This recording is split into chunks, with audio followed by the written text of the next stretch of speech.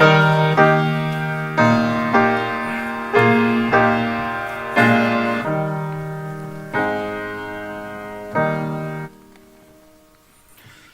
하나님의 말씀 사무엘상 25장 2절부터 28절까지 말씀입니다. 구약성경 사무엘상 25장 2절부터 28절입니다. 네, 말씀이 조금 긴데요, 제가 빨리 읽어드리도록 하겠습니다. 사무엘상 25장 2절에서 28절, 구약성경 451쪽이 되겠습니다. 구약성경 451쪽입니다. 사무엘상 25장 2절부터 28절 말씀. 마온에 한 사람이 있는데 그의 생업이 갈멜에 있고 힘이 부하여 양이 3,000마리요 염소가 1,000마리이므로 그가 갈멜에서 그의 양털을 깎고 있었으니 그 사람의 이름은 나발이요 그의 아내의 이름은 아비가일이라. 그 여자는 총명하고 용모가 아름다우나 남자는 완고하고 행실이 약하며 그는 갈렙 족속이었더라. 다윗이 나발이 자기 양털을 깎는 다음을 광야에서 들은지라. 다윗이 이에 소년 10명을 보내며 그 소년들에게 이르되 너희는 갈멜로 올라가 나발에게 이르러 내 이름으로 그에게 문안하고 그 부하게 사는 자에게 이르기를 너는 평강하라, 내 집도 평강하라, 내 소유의 모든 것도 평강하라. 내게 양털 깎는 자들이 있다 함을 이제 내가 들었노라. 내 목자들이 우리와 함께 있었으나 우리가 그들을 해하지 아니하였고 그들이 갈멜에 있는 동안에 그들의 것을 하나도 잃지 아니하였나니 내 소년들에게 물으면 그들이 내게 말하리라. 그런즉 내 소년들이 내게 은혜를 얻게 하라. 우리가 좋은 날에 왔은즉 내 손에 있는 대로 내 종들과 내 아들 다윗에게 주기를 원하노라 하라. 다윗의 소년들이 가서 다윗의 이름으로 이 모든 말을 나발에게 말하기를 마치매 나발이 다윗의 사원들에게 대답하여 이르되 다윗은 누구며 이새의 아들은 누구냐? 요즘에 각기 주인에게서 억지로 떠나는 종이 많도다. 내가 어찌 내 떡과 물과 내 양털 깎는 자를 위하여 잡은 고기를 가져다가 어디서 왔는지도 알지 못하는 자들에게 주겠느냐 한지라.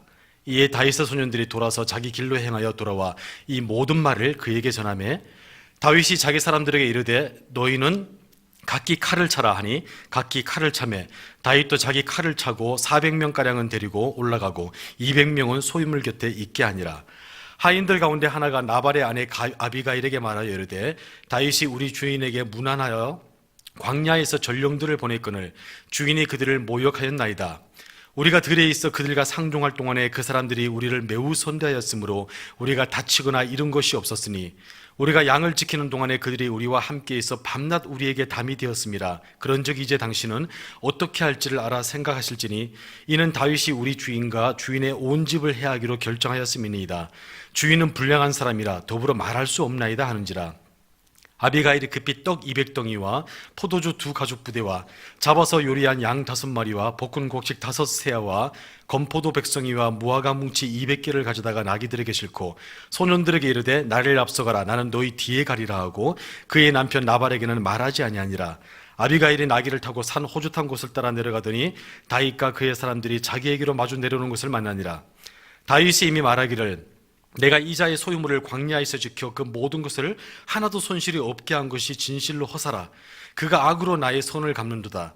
내가 그에게 속한 모든 남자 가운데 한 사람이라도 아침까지 남겨두면 하나님은 다윗에게 벌을 내리시고 또 내리시기를 원하노라 하였더라. 아비가일이 다윗을 보고 급히 나귀에서 내려 다윗 앞에 엎드려 그의 얼굴을 땅에 대니라. 그가 다윗의 발에 엎드려 이르되 내 주여 원하건대 이 죄악을 나 곧 내게로 돌리시고 요종에게 주의 귀에 말하게 하시고 이 요종의 말을 들으소서. 원하옵나니 내 주는 이 불량한 사람 나발을 개의치 마옵소서. 그의 이름이 그에게 적당하니 그의 이름이 나발이라. 그는 미련한 자니이다.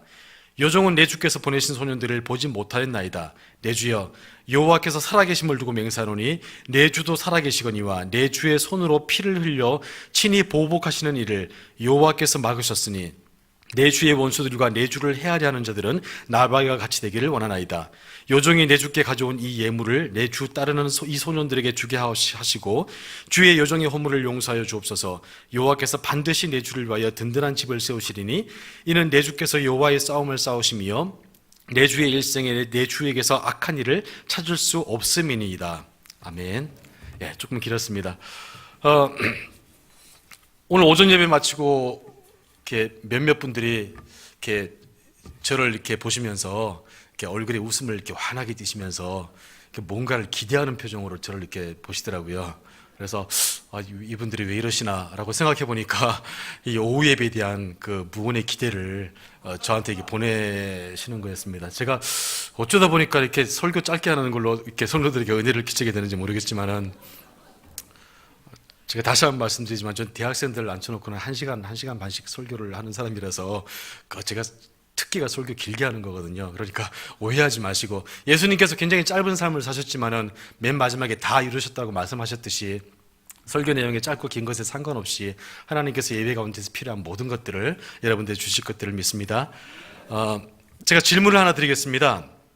남자 집사님들, 장로님들 바로 이렇게 손을 딱 드시면 되겠는데요. 자, 우리 부부는 금슬이 좋다. 한 사람 바로 들어주시고 또 한 사람이 바로, 한 3분 정도가 바로 우리 부부는 정말로 금슬이 좋다고 성을 드렸어요. 남자들 입장에서, 저도 남자니까 남자들 입장에서 이 여자들과 같이 삶을 산다는 것은 굉장히 힘든 일입니다. 사실은 여자분들도 하실 말씀이 많으시겠지만은, 아니 금슬이 좋다라고는, 금슬이 좋은 부부 손 들어 보세요라고 했을 때 손을 들지 만약에 않았다고 칩시다. 손을 들지 않았으면은 나중에 집에 가서, 아니 당신 우리 부부가 아니 그렇게 교회에서 당신이 이렇게 우리 부부가 손이 금슬이 좋다고 딱 이렇게 공개적으로 손을 들면은 얼마나 우리 부부의 이미지와 이 모든 것들이 좋겠어라고 얘기할 것이고, 만약 손을 딱 들었다라면은 집에 가서 또 정말로 우리가 부부 금슬이 좋아? 라고 또 뭔가를 또 이렇게 얘기할 것이고. 그래서 남자들이 여자들을 만나는 그 순간부터 남자들은 자기 소신대로 뭔가를 결정하고 살아가는 데 있어서 굉장히 장애를 느낍니다. 그래서 여자분들은 좀 이렇게 남자분들의 어떤 결정에 지지해 주시고 오히려 도와주시는 것들이 좀 남자들을 행복하게 만듭니다. 무슨 말을 해도 다 꼬투리 잡아가지고 또 이렇게 괴롭게 하시면은 그냥 말하기가 싫죠.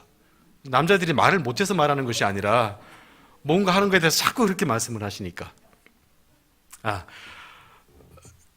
저는 금슬 좋은 부부입니다. 이 말을 하는데 굉장히 저도 믿음이 필요했는데, 어떤 게 금슬 좋은 것이지? 그러니까 이 금자라는 게 이 검은고 금자더라고요. 검은고 금자고, 슬자는 무슨 슬자겠습니까? 이 비파입니다. 비파 슬자거든요. 그래서 이 검은고 소리와 이 비파 소리의 화음이 서로 잘 맞고 이렇게 어울린 것처럼 이 부부의 정이 좋아서 서로 화합하는 부부 관계를 이제 금슬상화라고 얘기하죠. 금슬이 좋다라고 얘기를 합니다.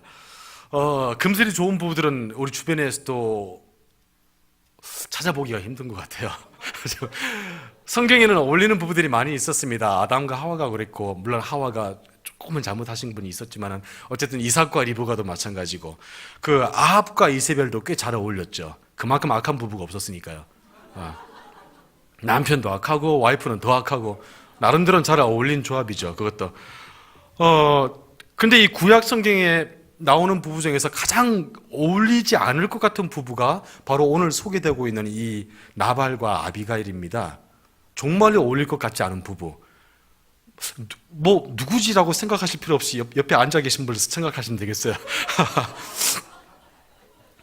저하고 저희 와이프도 한 10년 동안은 우린 진짜 안 맞아 그러면서 살아왔거든요. 사실.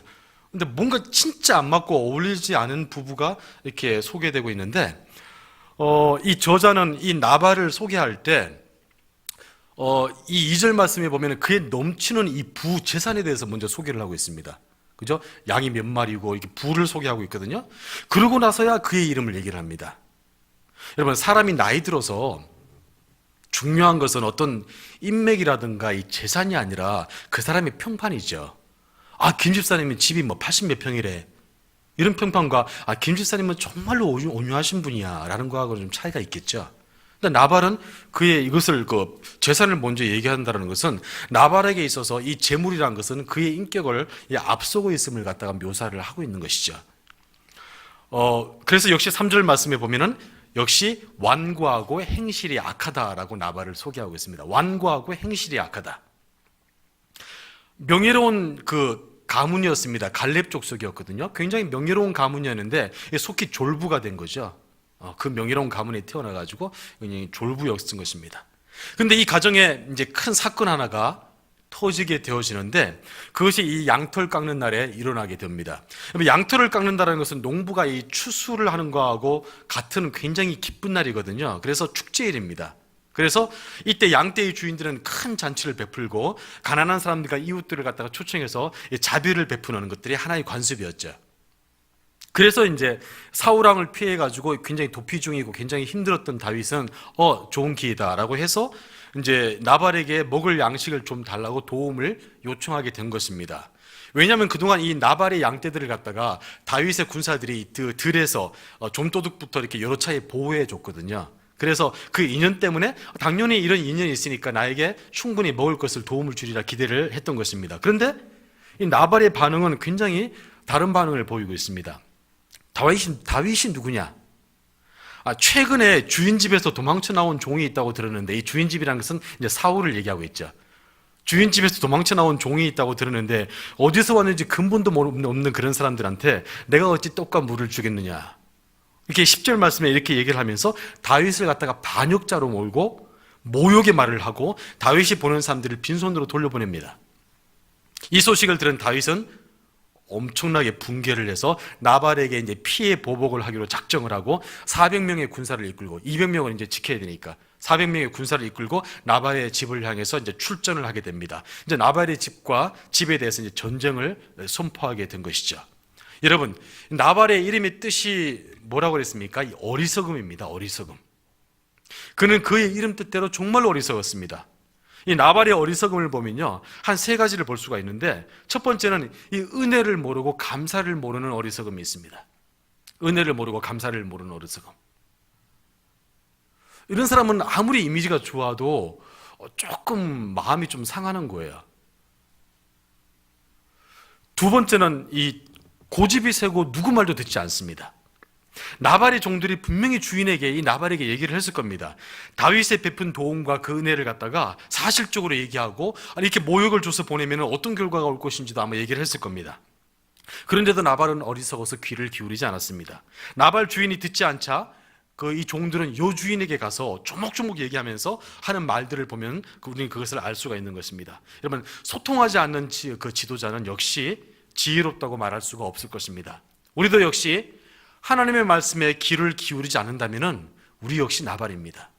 다를 바가 없는 것이죠. 무슨 말씀을 하시든지 그대로 순종하는 그런 종의 정신, 그런 낮은 마음을 가지시기를 축원합니다.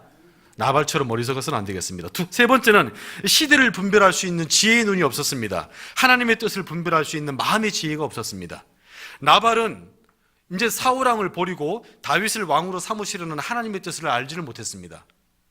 여러분, 줄을 잘 서야 된다는 말을 우리는 종종 듣죠. 줄을 잘 서려면 하나님의 뜻이 과연 어디에 있는지, 누구에게 있는지를 갖다가 분별을 해야 됩니다. 나발은 다윗을 왕이 아닌 계속적인 반역자로 본 것이죠. 여러분에게는 정말로 지혜가 충만하기를 바랍니다. 늘 시대와 하나님의 뜻을 분별할 수 있는 그런 지혜, 그리고 우리 인생사의 문제들을 풀 수 있는 그런 지혜들을 겸손히 구하시는 저와 여러분들이 되기를 축복합니다. 여기서 우리는 다윗의 태도를 볼 수 있습니다. 여러분, 이제 제가 다윗 얘기를 드리고자 하는데요, 다윗의 태도를 볼 수 있는데, 여러분, 너무나 이상하게 이 사울 사건에서와는 달리 쉽게 이성을 잃어버리는 다윗의 모습을 볼 수가 있습니다. 여러분, 그 전까지는 다윗이 이러지 않았거든요. 그런 광야에서 자기의 목숨을 갖다가 헤아려고 하는 그런 사옷을 갖다가 그 목숨을 보존하고 살려보냈습니다. 이렇게 굉장히 믿음의 사람이었고 자비의 사람이었고 하나님의 권위를 거스르지 않는 그런 사람이었습니다. 그런데 오늘 본문 말씀에 6절 말씀에 보면은 다윗이 사실은 그 부하게 사는 자에게 이르기를, 그 부하게 사는 자에게, 나발에게 이르기를 너는 평강하라, 내 집도 평강하라, 내 소유의 모든 것도 평강하라, 이렇게 세 번씩 평강을 빌어주고 있는데요, 사실 이것들이 평강을 세 번이나 빌고 있지만은 이것은 사실은 다윗의 은근한 협박입니다, 개인적으로. 그래서 만약 당신이 내 요구를 들어주지 않는다라면 이 평강과 이 평화가 사라질 수도 있을걸? 라고 얘기하는 겁니다. 사실은 다윗이 나발에게, 왜냐하면 자신의 요구는 너무 당연하니까, 너무나 당연한 요구를 하는데 혹시나 싶어가지고 평강하라, 네 집도 평강하라, 평강하라 얘기를 하면서 네 요구를 들어주지 않으면 당신의 평강은 없을 수도 있어 라고 은근히 협박하는 얘기입니다. 여러분, 다윗은 좀 긴장이 풀렸던 것 같아요. 우리가 그래서 하나님과 가장 가까워졌다고 느끼는 바로 그 순간에 사탄은 바로 우리에게 비수를 꼽습니다. 그래서 바로 이 전장인 24장에 사울을 죽이지 않고 돌려보냄으로 말미암아서 일생에 그냥 최고의 어떤 영적 승리를 갖다가 이루는 그런 다윗이 바로 그 다음 순간에 이렇게 힘없이 망가져가지고 바로 이 조폭이 되는 그런 순간이 되었다는 것이죠. 여러분, 이거는 어느 누구도 자신할 수가 없습니다.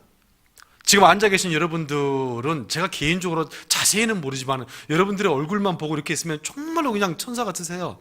그냥 마음이 너무 그냥 온유하시고 자비로우시고 웃음이 끊이지 아니하시고 너무 사람들한테 잘해주시고 친절하시고. 그런데 그 여러분 그 주변에 여러분 옆자리에 그 나발이 있어 봐야 알아요. 그죠? 그냥 괜히 내 신경 건드리고 괜히 내 감정을 갖다가 폭발시키는 그런 사람이 있죠. 그 사람이 여러분들의 나발입니다. 그런 사람이 있다면 어떤 마음이 드세요? 군사 이끌고 가서 전멸시켜버리고 싶은 마음이 있죠.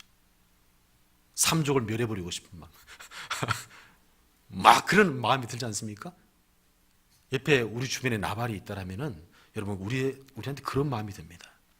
다윗이 이 나발을 치러 나서는 순간, 그래서 이 나발의 집에서는 일대 소동이 일어나고 이 종이 그 나발의 그 아내였던 아비가일에게 그날 있었던 일을 보고를 하게 되어지죠. 아비가일은 총명하고 아름답다고 이 3절에서는 소개를 하고 있습니다. 다윗을 소개할 때와 같은 표현입니다. 사무엘상 16장 12절에 보면 역시 다윗도 얼굴이 아름답더라라는 표현을 쓰고 있는데 오늘 아비가일에게도 똑같은 표현을 쓰고 있는 것입니다. 이것은 단순히 얼굴만을 얘기하진 않죠. 이 아비가일의 지혜로운 행동은 이제 18절 이하부터 9절이 이 아비가일의 지혜로운 행동이 나오는 것입니다. 정성스레 음식을 준비해서 다윗 앞에 나아갑니다. 그리고 급히 다윗의 발 앞에 엎드려서 간구를 합니다. 그리고 다윗을 내 주로 치켜 세웁니다. 그리고 자기 자신을 당신의 요종으로 낮춥니다. 그리고 자신에게 말을 할 기회를 주시고 자신의 말을 갖다가 좀 들어달라고 부탁을 드립니다. 그리고 어떤 말부터 합니까? 자기 남편은 본디 어리석은 사람으로서 당신에게 어리석은 짓을 한 것이니까 용서해 달라는 겁니다. 그리고 24절에 또한 자신의 불차림을 고백합니다. 우리 남편은 어리석습니다. 그리고 저도 불찰이 있었습니다. 이것을 고백을 합니다. 그리고 일이 이렇게 된 것은 다윗이 보낸 사람들을 갖다가 자신이 보지 못했기 때문이라고 25절에 얘기를 합니다. 그리고 이런 것은 처음에는 상대방 앞에서는 무조건 자신을 낮추는 거죠. 그래서 그래야지 대화가 되거든요.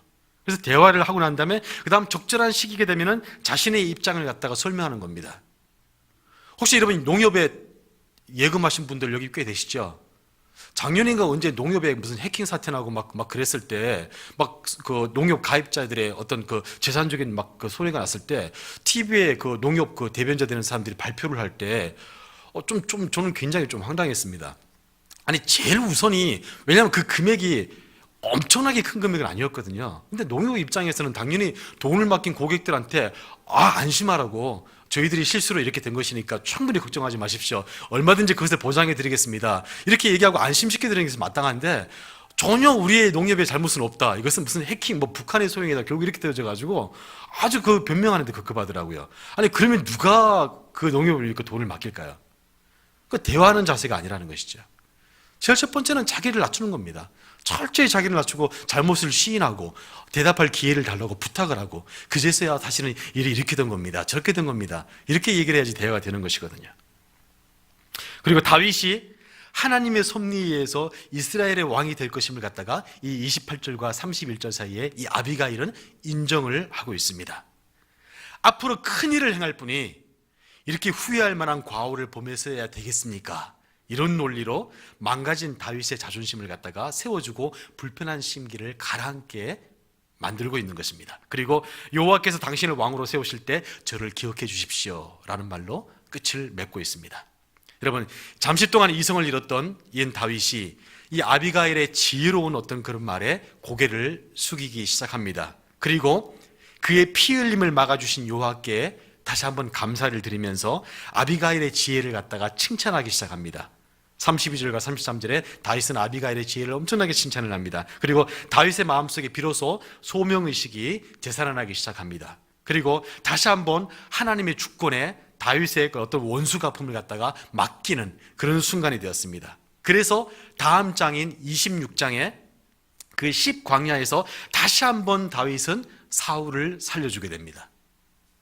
아마 이런 아비가일과 그 나발의 사건이 없었더라면은 글쎄요, 다음 달 26장에 나와 있는 10광야에서 다시 한번 사울이 다윗의 목숨을 노렸을 때 다윗이 그때도 과연 참을 수 있었을까? 그것은 장담 못한다는 거죠. 이미 한계까지 간 그 상황 속에서 이런 나발과 이 아비가일을 통해서 하나님께서는 다시금 다윗의 그런 소명의식과 다시 그것을 깨닫게 해 주신 것입니다. 여러분, 여러분 옆에 그런 아비가일 같은 그런 지혜로운 사람들이 있는지요? 내 요동치는 막 감정을 좀 만져주고 불의를 행하지 않게 좀 알려주고 그리고 하나님이 주신 소명으로 다시금 집중하게 만드는 그런 사람들, 그 사람들이 나의 동력자이고 나의 아내이고 나의 남편이고 나의 형제와 자매였으면 좋겠습니다. 그리고 같은 우리 수종교의 전성도들이 되었으면 좋겠습니다. 정말로. 그리고 자매들이, 여자분들이 이런 아비가일 같은 그런 지혜자가 좀 되었으면 좋겠어요. 남자들은 좀 사실 성급하고 혈기가 좀 앞서거든요. 그럴 때 지혜롭게 이런 것들을 해주면 남자들은 좀 이렇게 완성되어져 가는데, 그리고 사실 자매들뿐만 아니라 우리 모두가 이런 아비가일 같은 그런 모든 지혜로운 사람들이 되시길 축복합니다. 여러분, 우리 자신들은 나발이 가깝습니까? 아니면 아비가일이 가깝습니까? 여러분 스스로가 잘 생각을 해보셨으면 좋겠어요. 오늘 말씀을 통해서 여러분 그런 지혜자의 길을 걷기를 축복합니다. 그리고 지혜로운 말을 하는 사람, 그리고 곰핍함자를 돕는 그런 학자의 혀, 그리고 때에 맞는 그런 말을 하는 그런 사람들이 되셨으면 좋겠습니다. 그리고 이 시대와 하나님의 뜻을 분별하는 그런 지혜가 있었으면 좋겠고요. 그리고 은혜로 알고 감사하면서 보답하는 그런 삶을 사는 여러분들이 됐으면 좋겠습니다. 여러분들이 그런 것들 다 원하시죠? 그래서 저희 그 큰애가 그 학교를 들어가자마자 남자친구를 사귀었어요. 그래서 저희 근심거리 중에 지금 하나가 되어버렸는데 그 남자친구를 사귀어가지고 그 남자친구와 함께 이제 저희 집사람이 근무하는 거기 사회복지센터에 그 실습하러 토요일 날 이렇게 왔나 봐요. 그러니까 저희 집사람이 이제 남자친구기도 하기도 하고 그래서 이제 맛있게 식사도 밥도 사주고 이렇게 했나 봐요. 이렇게 했는데 전 자세한 상황은 잘 모르는데 집사람 집에 와서 막 저희 집사람이 하는 얘기를 들어보니까, 아니 어느 누가 실습하러 왔는데 그렇게 친절하게 대해주고 밥까지 사주고 그렇게, 그런데 아니 예의 바른 애라면은 적어도 문자라도 이렇게 해서 식사 맛있게 했습니다, 오늘 감사했습니다, 이렇게 하나라도 와야 되는 거 아니야? 라고 집사람이 이렇게 얘기하더라고요. 그래서 우리 집사람도 뭔가 이렇게 바라는 것은 아니지만은 그 예의 바른 것에 대해서 집사람도 조금 까다로운 편이구나 좀 생각을 했었어요. 그러다 나중에 한 30-40분 있나 우리 집사람한테 문자가 왔습니다. 제가 확인을 안 해봤는데 이렇게 표현 왔나 봐요. 그러니까 집사람이 제 큰애를 불러가지고 네가 문자 보냈지? 감사하라고. 아니야 뭐 그렇게 했는데 제 생각에도 우리 큰애가 문자 보내면 너 빨리 우리 엄마한테 빨리 감사하다고 안 보내? 막 이렇게 했나 봐요. 그러니까 이제 뒤늦게 이렇게 문자 왔습니다. 뒤늦게라도 누가 그렇게 얘기해 주는 사람이 있고 깨달음이 있으면은 깨달음대로 그렇게 하면 되는 겁니다. 뭐 늦게 한다고 무슨 그때 할 걸 그런 후회는 많이 하지만은 늦게라도 우리가 받은 은혜에 대해서 감사하고 하는 것들이 그것이 또 옳은 것이 아닐까요? 그런 것들은 우리가 충분히 우리 자녀들한테 충분히 가르쳐주고 우리 서로가 그렇게 한다면은 우리의 삶 가운데서 우리 공동체 가운데서 감사가 넘치는 그런 우리 삶이 되시리라 믿습니다. 특별히 주님께서 이제 고난 당하시고 이제 부활하신 그런 주간이 다가오는데 다른 어느 곳보다도 우리가 주님의 그런 고난에 동참하기 위해서 금식도 하시고 또 새벽기도도 하시고 다른 많은 것도 하시겠지만은 더욱더 필요한 것들은 하나님의 뜻을 온전히 분별해서 하나님께서 기뻐하시는 일들을 행하는 것이죠. 그런 것들은 감사도 될 수가 있고요, 구제도 될 수가 있고 전도도 될 수가 있고, 금식기간과 고난주간이라고 해서 그냥 늘 어떤 골방에 틀어박혀가지고 계속 막 이렇게 일주일 동안 기도만 하는 것은 저는 아니라고 봅니다. 왜 하나님께서 고난을 당하셨는지, 하나님께서 왜 부활하셨는지, 하나님께서 이 땅에 오신 목적이 무엇인지를 분명히 안다라면은 그런 하나님께서 기뻐하시는 일들을 분별하고 그 일들을 온전히 행하는 것들이 하나님께서 우리에게 이 고난주간뿐만 아니라 우리에게 날마다 바라시는 것이겠죠. 그런 것들은 얘기처럼 그 전도하는 일들, 복음 전하는 일들, 내가 온 것은 잃어버린 양을 찾아서 구원하기 위해서 왔다라는 하나님의 제일 크신 그 명령에 따라서 복음을 전하는 것들, 그리고 감사하는 것들, 그리고 사람을 사랑하는 것들, 그리고 경건의 연습을 하는 것들. 그래서 우리가 모일 때마다 그런 감사가 넘치고 그런 우리 수종교회 공동체가 다 되셨으면 좋겠습니다. 나발과 같은 그런 남편과 같이 사는 그 아비가일 같은 지혜로운 여자분들은요, 변화시킬 수 있습니다. 충분히 하실 수가 있으니까 답답해만 하지 마시고 충분히 인내하시면서 사랑하시면서 그렇게 사시고, 저도 10년 동안은 우리 진짜 안 맞아 그러면서 살았는데, 제가 가끔 말씀만 드리지만은 왜 하나님께서 우리를 만나게 하시고 같이 살게 하시는 거에 대해서 이제는 깨달아가면서 살아가는 그런 시간이거든요. 그때마다 집사람한테는 표현을 잘 안 하지만 많이 감사하고 이렇게 하고 있습니다. 그래서 제가 경상도 사람 거의 가까이 다 돼서 사랑의 표현을 잘 못하지만은 저희 집사람이 잘 때 합니다. 잘 때. 집사람 제 옆에서 자고 있으면 제가 이렇게 가끔 머리 만지면서 아유 이렇게 하거든요. 아마 제 이것 때문에 저희 집사람은 이렇게 잠을 잘 자는 것 같아요.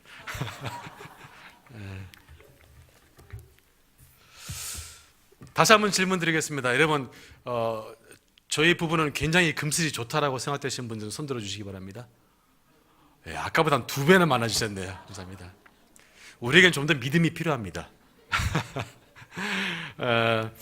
내가 누군가 앞에서 공회 중에서 대중 앞에서 손을 든다는 얘기는요, 나의 소원이거든요. 나의 소원이고 약속입니다. 그래서 완벽하고 수치로 측정할 수 있는 게 뭐가 있겠습니까? 나는 지금부터 금슬 좋은 부부, 내 와이프를 우리 남편을 그렇게 금슬 좋게 살아가겠습니다라는 그런 다짐이고 약속이거든요. 그래서 가급적이면 아닌데라고 생각하지만은 현실을 보지 마시고 소망 가운데서 손을 드시고 우리 가정에 관여하시는, 가정의 주인 되시는 하나님을 신뢰를 하신다면은 기꺼이 믿음으로 손을 들 수가 있습니다. 주님 오시는 날까지 정말로 하나님께서 짝지어 주신 이 남편과 아내로서 정말로 금슬 좋은 부부로 살아가겠습니다라고 약속하실 분들은 다시 한번 손 들어 주시기 바랍니다. 예, 이제 3배가 많아지셨네요. 감사합니다. 이것은 여러분뿐만 아니라 저 개인에게도 그 다짐이고 약속입니다. 여러분, 제가 결혼식 주례를 한다라면 꼭 그런 주례를 제가 할 거기 때문에, 제가 이제 나이 50이 넘기 때문에 이제 결혼식 주례 들어오면 제가 이제 받기로 했거든요. 그래서 그 전까지 내가 뭘 살았다고 주례를 해. 그래서 안 했는데, 제가 최근에도 주례 들어온 걸 제가 이제 거절을 해서 내년부터 할 거야 그랬는데, 결혼식 주례가 오면은 저는 하고 싶은 말 중에서 꼭 한 가지는 뭐냐면은 부모님들한테 하는 얘기예요. 앉아 계신 부모님들 잘 들어주세요. 이제부터는 그 결혼해서 시집가는 장가가는 아들, 딸들한테 간섭하지 마시고, 참견도 하지 마시고, 찾아가지도 마시고, 그냥 두 분이 행복하게 좀 사세요. 어머니, 아버지가 정말로 행복하게, 자식들 쳐다보지도 않고 두 분이 정말로 행복하게 사는 것들이 정말로 자식들을 위한 길입니다. 라는 저는 그런 주례사를 하고 싶거든요. 아들, 딸들이 바라는 것들은 부모님이 행복하게 사시는 거예요. 그러면 그 행복하게 사는 부모 밑에는 자연스럽게 자녀들이 행복하게 살거든요. 그런데 그냥 그렇게 한다고 되는 것이 아니기 때문에 그래서 저는 제 자녀들이 뭐 결혼하는 지들 인생이고, 저는 제 와이프하고 미래를 정말로 행복하게 둘만이 살려는 그런 계획들을 집사람한테 얘기 안 했지만 하고 있습니다.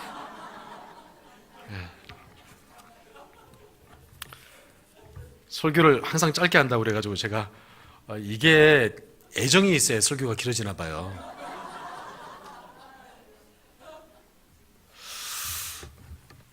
기도하겠습니다. 하나님, 나발 같은 죄들을 변화시켜 주시옵소서. 어리석고 지혜가 없고 하나님 아버지 은혜로 갚지 못하는 그런 어리석은 자들이 옵니다. 하나님, 그러한 죄들을 위해서 하나님께서, 예수님께서 돌아가시고 고통받으시고 십자가에 달려 돌아가시고 그리고 부활하신 은혜를 감사하고 찬양합니다. 하나님 아버지, 우리에게 아비가일 같은 그런 지혜를 허락해 주십시오. 그리고 아비가일 같은 그런 자들을 붙여 주시옵소서. 우리가 혈기로 살아가지 않도록 도와주시고 하나님의 성령으로 충만해서 우리가 믿음으로 살아갈 수 있도록 도와주시고, 하나님께서 우리를 위해서 계획하신 그런 인생들을 우리가 믿음으로, 하나님 주신 능력으로, 기쁨으로 온전히 살아갈 수 있도록 하나님 인도하여 주시옵소서. 우리를 구원하신 예수님의 귀하신 이름으로 기도하였습니다. 아멘.